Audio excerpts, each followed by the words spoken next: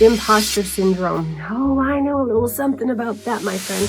That's going to creep in if you don't master the basics. Hi, I'm Donnie Mercado, and I've been teaching acting to kids and teens for over 30 years, and I'm so excited to be redoing all of my Acting A through Z series just for you here on TADA Acting Studio.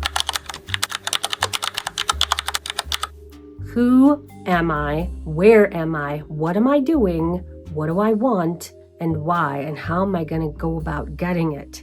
Okay? Read the whole script one whole time, keeping those W's in mind. Don't act a darn thing. Who is this character in the script? Where are they? Think with all your 5 senses.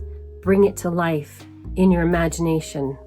Who am I talking to? How do I feel about the person I'm talking to? What am I doing? Physically, what am I doing? Am I washing dishes? Did I just come from the bank? Are we having an argument? All of those things are what's. Why? Why? What do I want? What's my objective here? But don't get stuck in the objective part in a scholastic way. Just think about it. In real life, all of us want something. Right now, I want to help you. And what's the, how? How am I going to go about getting what I want?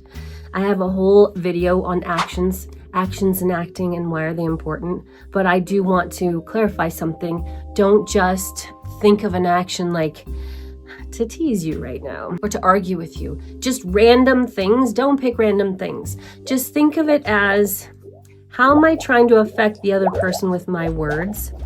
What am I trying to get across right now? And how do I go about doing that? Those are the basics, okay? Live and breathe in that character's shoes. Think to yourself, I'm going to act as if this is me in this situation. The magic as if. But what if these were your words and you were in this situation? How do you feel about this? How do you feel in the beginning of it? And what happens in the middle and what happens at the end, and how does how you feel change? So map out your feelings, beginning, middle, and end. So hit the notification bell for the next video. I'll see you in the next one.